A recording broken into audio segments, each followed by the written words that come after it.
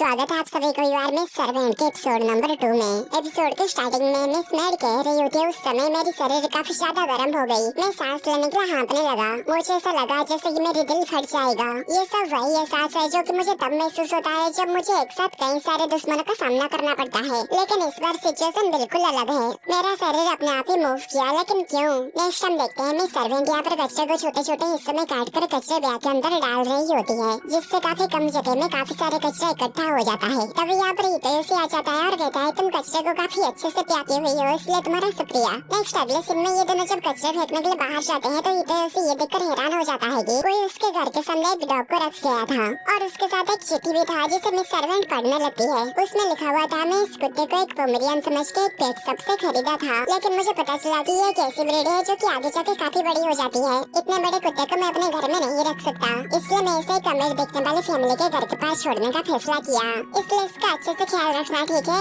इस पर हितेश काफी ज्यादा गुस्सा हो जाता है और कहता है आखिर ये बंदा इतना ज्यादा सेल्फिश और लापरवाह कैसे हो सकता है। आगे वो उस डॉग के पास आता है। मिस सर्वेंट उससे कहती है कि आप इसे रखने वाले हैं। हितेश कहता है हाँ, मैं इसे ऐसे ही नहीं छोड़ सकता, नहीं तो ये इतना ज्यादा छोटा है कि ये बाहर गर्मी की वजह से मर जाएगा। मिस सर्वेंट इस पर कहती है जब तक इसकी जीने की इच्छा रहेगी तब तक इसे कोई भी नहीं मार सकता। सिर्फ दया की वजह से अगर आप इसे बचाना चाहेंगे तो इसका परिणाम काफी ज्यादा बुरा हो सकता है। इस पति को इसलिए छोड़ दिया गया क्योंकि ये इसकी किस्मत में थी। इस तरीके के कमजोर जीवों को जंगल में ही मरना पड़ता है। अगर इन्हें खुद को मजबूत बनने के लिए मजबूर नहीं किया गया, अगर आप लापरवाही से उस लाइफ को बचाते हैं तो आपके कामों के परिणाम एक दिन आपको परेशान कर सकते हैं। हितेश इस पर कहता है सच कहो तो मैं ये बात नहीं समझ पाता, लेकिन कल जब तुम मेरी जान बचाई थी ये तुमने दया की वजह से तो नहीं किया था, है ना? ये सुनकर मिस सर्वेंट काफी ज्यादा हैरान होती है। हितेश से आगे कहता है अगर हम किसी की जिंदगी खतरे में देखें तो हमारी इंसानी फितरत हमें सोचने से पहले ही कुछ करने पर मजबूर कर देती है। और इसके अलावा मैं ये समझ सकता हूँ कि कोई तुमको अकेला छोड़ जाने से कैसा महसूस होता है। नेक्स्ट वो दोनों कचरा फेंकने के बाद घर के अंदर आ चुके थे। हितेश इसे देखकर कहता है तुम तो कितने फ्रेंडली और क्यूट हो।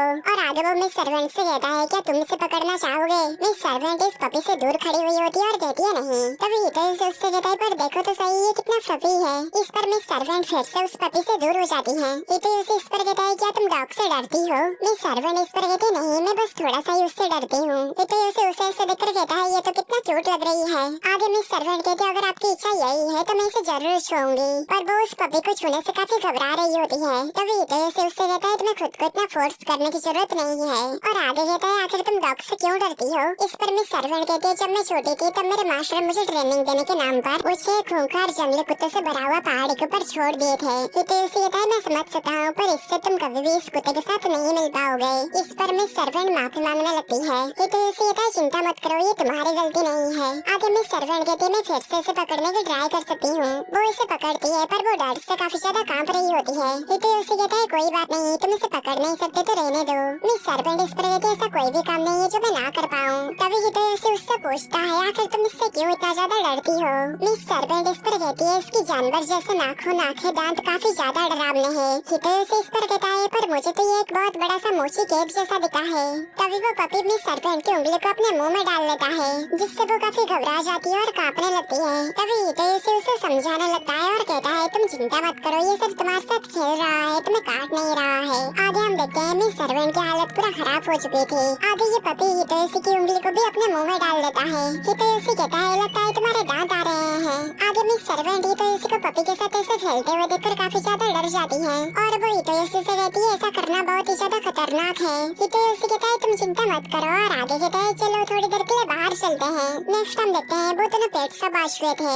देन वो दोनों पेट शॉप के अंदर जाते हैं और डॉगी बहुत सारी चीजें खरीदते हैं। नेक्स्ट वापस आते हुए ये पपी अपनी ये न्यू रस्सी के साथ काफी ज्यादा खुश होती है। आगे हितेश मिस सर्वेंट से कहता है साथ मिलकर डॉगी चीजें खरीदने के लिए शुक्रिया। तभी मिस सर्वेंट कहती है मास्टर हितेश आप बहुत ही ज्यादा दयालु है। पहले मेरी जिंदगी में आप जैसा कोई भी पर्सन नहीं था। मैं पहले जहाँ पर रहती थी वहाँ पर गलती करना सख्त मना था, इसलिए मुझे जो काम दिया जाता था मैं उसे बिना गलती किए बहुत ही अच्छे से पूरा कर देती थी। लेकिन जो काम आप मुझसे करने के लिए दे रहे हैं वो सभी काम मैं पहली बार कर रहा हूँ और हर बार मैं इस काम को कितनी भी अच्छे से करने की कोशिश क्यों ना कर लूँ, मैं गलती कर बैठती हूँ और इस काम को पूरा करने में फेल हो जाती हूँ। मैं समझ नहीं पा रही हूँ कि मैं कैसे वो बन सकती हूँ जिसकी आपको जरूरत है। ऐसा नहीं है कि मुझे कभी भी अनावश्यक नहीं समझा गया। जिस तुलना में मैं रहती थी वहाँ पर कम होती जा रही जगहों के लिए हमें लड़ना पड़ता था। यह एक म्यूजिक चेयर गेम की तरह था। सत्ता में बैठे लोगों के लिए हमारे जैसे प्यादे कोई मायने नहीं रखते थे, चाहे आप किसी भी उम्र या फिर जेंडर के हो, बस आपके पास स्किल होना चाहिए। अगर मुझे कहीं रहना था तो मुझे सिर्फ एक ही काम करना पड़ती थी, लेकिन यहाँ मामला अलग है। मैं जिस चीज में काबिल हूँ यहाँ तक पहुँचने के लिए मैं जो कुछ भी किया वो सब कुछ बेकार है। काश मैं भी तुमसे उस पपी की तरह मिल पाती। काश मुझे ये पहले ही पता चल जाता कि इस दुनिया में तुम जैसे भी लोग हैं। शायद इससे मैं वो बन पाती जो आप चाहते हैं। क्या मुझे यहाँ पर सच में रहना चाहिए? मुझे नहीं लगता आपको मेरी कोई भी जरूरत होगी।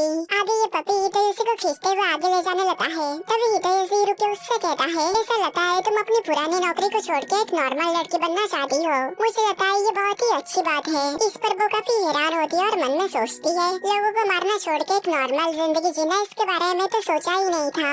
आगे हितैषी कहता है, देखो सनसेट कितना सुंदर दिख रहा है। इस पर मिस सर्वेंट उसके पास आती है और सन को देखने लगती है और मन में कहती है, अगर मैं लोगों को मारने के अलावा अपनेपन की भावना पा सकूं तो क्या मैं इस गर्म धूप भरे दुनिया को बेहतर तरीके से जान सकूंगी।